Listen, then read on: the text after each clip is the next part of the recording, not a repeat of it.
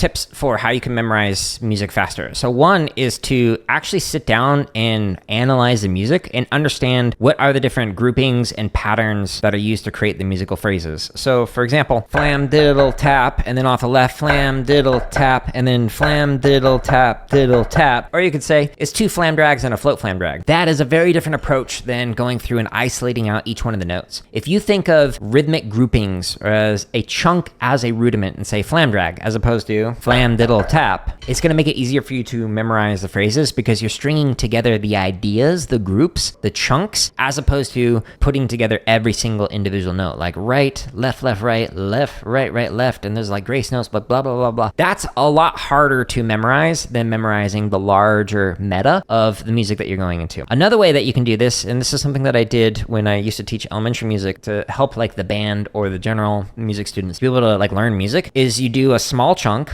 like let's say one measure, first measure, and then you do the second measure and you get both of those down and then you combine the two. So you do small, small, combined, both of them together. And then you repeat that process. So you do small, small, combined for like measures 3 and 4. And then you go measures 1 and 2, then measures 3 and 4. Okay, now we combine it. So you're doing small chunks, combine them into one. Small chunks, and then you combine them into one. And then you take the medium chunks and you combine them into one larger chunk. Another way that some people will like to memorize stuff is they'll actually go backward. So this is how some like Bands of America groups will learn their drill, is they'll start from the final set and they will work their way forward to the first set. The reason being is because judges will kind of have the final sets of the movement playing, etc., as like the last thing that they remember. So if that is the strongest, then the judge will go, oh wow, that was a great group all the way throughout. Even if the beginning was terrible, they won't remember it if they're just focusing on how good it was throughout. So the thought process is if you start from the end and work your way toward the beginning, then it makes it so that it's like gradually getting more comfortable and better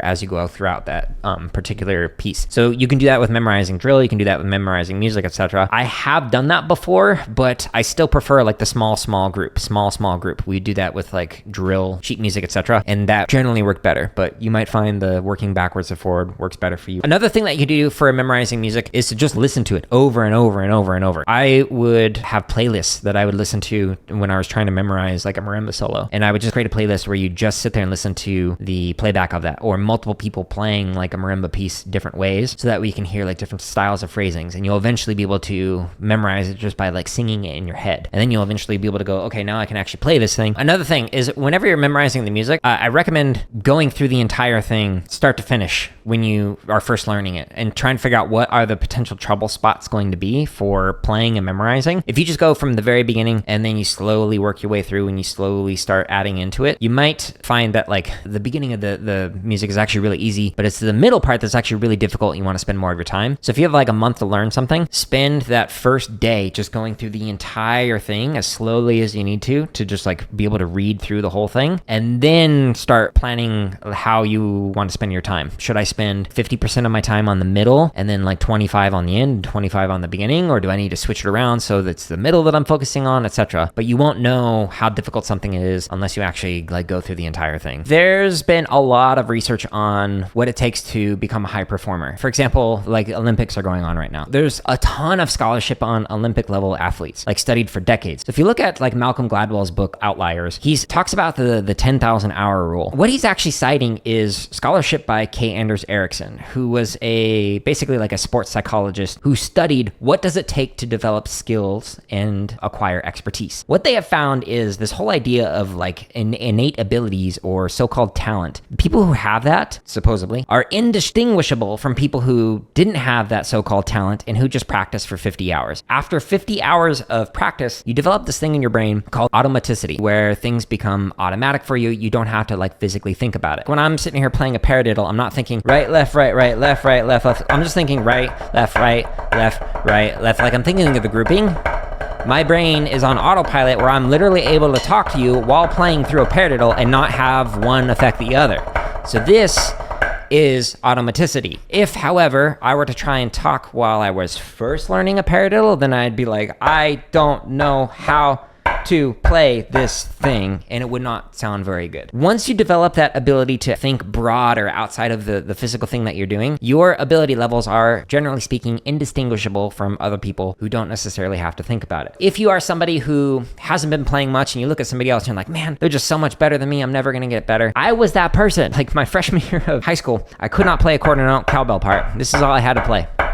I could not play it. It got cut because I was that bad. I got made fun of in front of the entire band. Somebody came up and yelled at me and was like, you're so terrible, blah, blah, blah. This was in front of the whole band. I went home and was like, I didn't like that experience, turns out. I'm going to go and practice and let's see what I can do if I just like dedicate a few hours a day, every single day to like actually getting better. That was my freshman year. My sophomore year, I became first chair of every ensemble. I made All-State my junior year, became center snare, section leader. I got a full ride in percussion performance my senior year, going into college. The point is not to brag. The point is to say that I was terrible. Like literally couldn't play a quarter note part. What was it? Was it so-called talent? No. The way I got better is by intentional practice over an extended period of time. So again, the research on this idea across many domains, it takes just an absurd amount of practice. Now, what's going to happen is when you are practicing, you're eventually going to reach some kind of a plateau where you just feel like things are not getting better. One of my drum kit teachers, Dom Moyle, said that he spent an entire year working on one measure, just trying to get it to sound good. Keep in mind, this guy teaches Steve Gadd's son. Steve Gadd, you know, like kind of a good drummer. That's an understatement. Sends his son to be taught by this guy, a guy who spent a whole year just trying to improve one measure. Sometimes you just need to keep working at it and working at it and working at it and approaching it from different angles, from different approaches, etc. And then it will get better over time. There's this tendency with musicians, like younger students and whatnot, who think that it's going to come easy to them. And it's, oh, I just need to spend 30 minutes a day and then I'm going to be as good as you, right, Jared? No. I spent several hours a day, every single day to get to where I was. And if you are trying to compare your 30 minutes a day versus somebody who's practicing several hours a day, it's never going to be comparable. There's always going to be that gap. The difference between beginner, intermediate, and advanced percussionists, it's 100% the amount of time that they put into it. There are some things that you need to consider in terms of like, you can't practice 24 hours a day without like getting some injuries. So you have to take care of yourself physically, mentally, etc. You have to eat right. You have to sleep right. Like, did you know that most Olympians sleep for 9+ hours a day? Why? Because they take a nap, usually about an hour in the middle of the day. Did you know that? I didn't until I started reading this research and was going, wait, if I'm only getting 6 to 7 hours of sleep, but the like top level performers are actually getting like 8 and 9 hours, maybe I need to prioritize my sleep a little bit more. It's not just about putting in the hours, it's also putting it in the right way and focusing on your overall gestalt in order to like improve holistically speaking. I was at Disneyland and I had my drum pad in my backpack with some tom float sticks because, you know, never miss an opportunity to practice. Like when you're in line, don't do that. It annoyed people. But, you know, when I was in high school, I didn't really think about that. We saw this like group of 3 drummers. They were playing on the trash can. And so they finished the thing and we just like went up and talking to them, and the guy has a name tag that says Tom, and he's like, used to teach Blue Devils, and was just like talking for a little bit. I'm like, oh, that's cool. And walk away and I'm like, wait. Tom,